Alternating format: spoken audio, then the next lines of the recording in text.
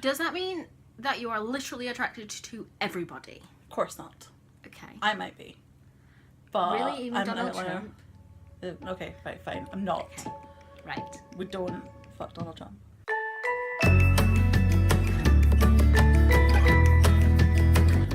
Hi, I'm Gemma the Hot with makeup and a smile, Jenny. And I'm that mingling sense of shame and pride you get when you tongue pop so hard you give yourself a headache, Lilly. And welcome to Lesbianswers. Do you have LGBT questions? Because we've got Lesbianswers. So today we have an email question. Oh, so someone emailed us at lesbianswers@gmail.com. Baby queer, which is adorable. I love baby queers, yay! And they've said, "Hi Lesbianswers. My question is, how young is too young to know your own queer identity? I think I'm gay, but I'm still young, so I don't know if I should come out. What if I change my mind later? When did you know your queer identities and what exactly are they?" And they let us talk about ourselves, which I really like. I love talking about myself, yay! When we were growing up, because we grew up in an age without Tumblr, we were teenagers in the early 2000s. Mm-hmm. Back then, like, the only identities we were aware of were, like, LGBT, and even then, it wasn't really... Like, the B and the T weren't really ever mentioned. When we were working out our sexual identities as young people, the options were far more limited. And that is so far removed from what baby queers today are dealing with and looking at in their lives. Because you have so many more options that are known and Yes. defined already. Yeah. And openly talked about. Yes. And yeah, maybe you have to go to Tumblr and you have to go to the queer subreddits and things like that, but they are actually mentioned. Okay, so do you want to start by talking about your sort of sexual orientation? So I'm pansexual. Okay. I have a pansexual t-shirt here, my pansnakeshell t-shirt, which I love. So pansexuals are defined by their attraction to two or more genders.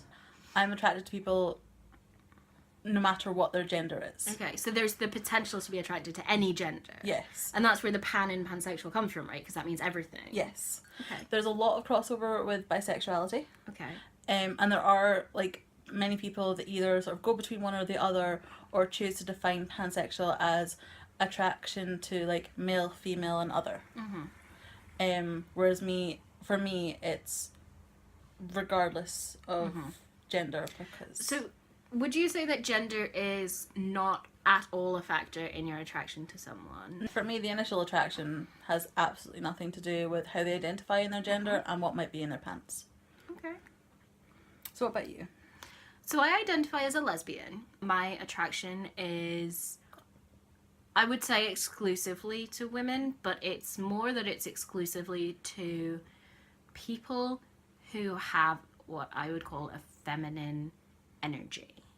So I love women, but I also have the potential to be attracted to genderqueer people of a feminine persuasion. I would say I'm not attracted to cisgendered men. What about people who perform female identities despite identifying as a cisgendered man?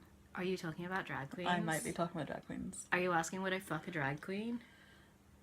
Yeah. So, I'm asking, like, would you date and fuck a drag queen? Maybe.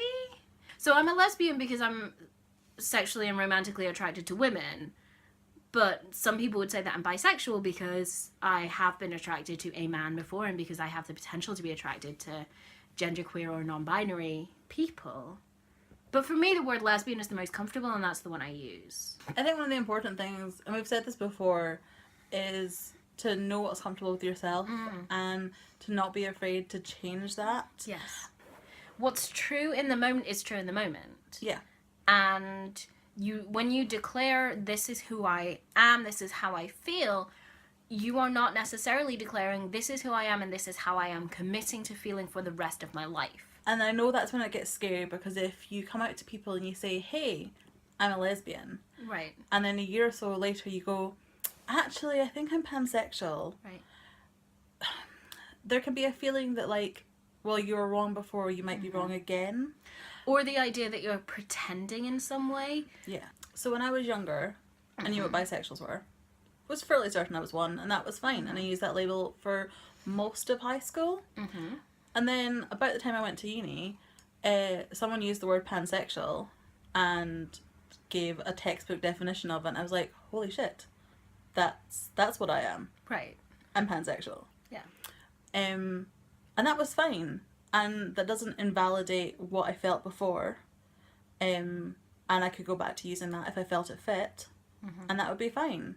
It can be easier to think, well, I'm a little bit different. And I know that there's this stereotype in certain communities that bisexuality is what people pass through on their way to being gay. But if a bisexual person is bisexual, then they're bisexual. And a bisexual who marries a man doesn't mean he's not attracted or she's not attracted to women. And the same if they marry a woman or any other gender. Because it's about who you are and who you're attracted to, and it's not about who you're with in the moment.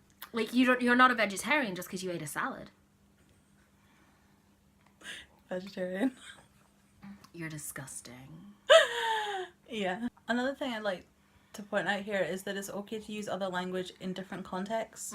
So first of all, if you feel unsafe at any point, you identify as a straight person just to get by, that's fine. Yeah. That's fine. You're not being a bad queer if you don't constantly come out to every single person you meet. Coming out is a continuous process across your entire life. Yeah. You don't just get to do it once and then everyone looks at you and they're like, oh, cool, she's a lesbian, let's move on. You can change the language you use in context. If you're meeting up with an older relative, some of my aunts, they don't really care too much about various queer identities. So I want them to know that I'm not straight, and I tend to just say gay, or not straight, or sometimes queer. I don't want to have to explain pansexuality to them. Let's talk a bit about our genders. We can hold multiple conflicting identities at one time because we're spiritually rich and we're complex people.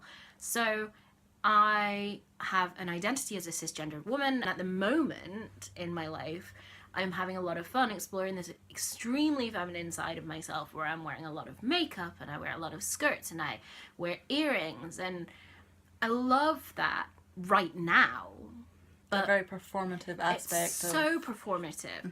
But in the past, I've gone through stages where I've flattened my chest, where I've stuffed my pants, where I've carried myself in a more masculine way. So in some ways, I hold a genderqueer identity. But in other ways, I'm a cisgendered woman. And those contrast each other and they don't fit together. But at the same time, both of those are true and accurate for me. Yeah. How about you? What's your gender like? So I'm a cisgender woman. For me, it's been a lot more simple. That's what I was born as. That's what I've always identified as. I've had some moments of questioning. I have a thing called PCOS, which one of the fun side effects is that if I choose to, I can grow a beard. And I did have that sort of questioning time of going, do I want to be a man? Do I want to identify as a man? Do I want to take steps to become a man? And pretty quickly, I will admit, I did decide that I was happy being a lady and happy identifying as a woman, and that's fine for me. Do some research. Figure out what feels right to you. Talk about it with your friends. Talk about it with other people. You'll figure it out. You'll see what feels right. Like, try on pronouns. Yes. What I adore is sometimes switching when it suits, and obviously if everyone's okay with it, is using words like princess that you wouldn't always maybe apply to a dude or a man, and using that. Vile temptress. Anyone can be a vile temptress. Yes. But also, anyone can be a nice lady. Being a nice lady does not mean that you're a woman or you identify as a woman. We've talked about gender. We've talked about what gender or genders we're attracted to. And that's part of queer identity. But there's also other aspects of identity which kind of, they're maybe not necessarily queer, but queer adjacent, perhaps? Yeah. So you have ideas such as being poly, being polyamorous, being kinky, and ones that are applied to your sexuality and how you perform it, such as slut. I have a bit of a problem with the word slut because I feel that the social meaning of slut tends to be woman who does something I don't like or approve of. So I'm mostly likely to refer to myself as a slut when it comes to inanimate objects. So recently someone asked me why I'm not vegan. I'm vegetarian, but I'm not vegan. And I said, it's because I'm a slut for cheese. I'm such a slut for cheese. You are a slut for cheese. We're sluts for cheese. I'm also a slut for cock. Ew. Like, kinky, I think, is a good one to discuss in terms of queer identity, because for a long time, they were, one, considered to be the same. by straight people.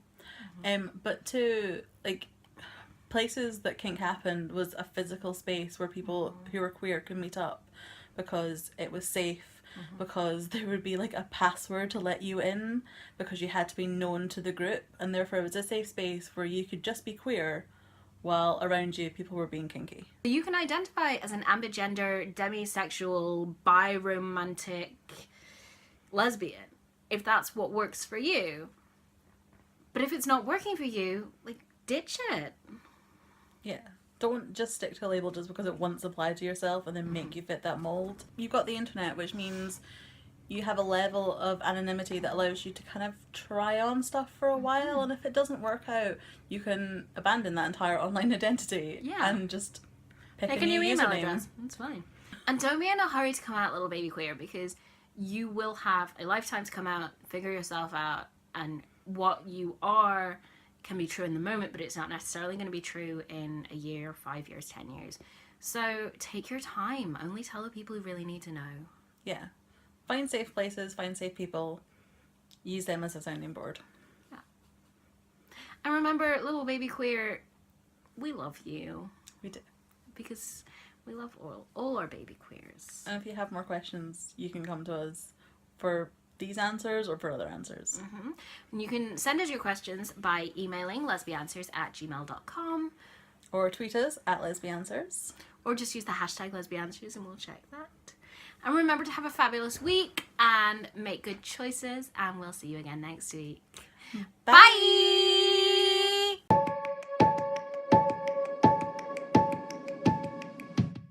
But which are really pretty right now. Sorry? My face is really pretty right now. Thank you. I love you. Are you just trying to make me stop talking? No, it was just that your face. I was looking at the camera. Okay. Good face. Thanks. I do have a good face, it's true. I love myself.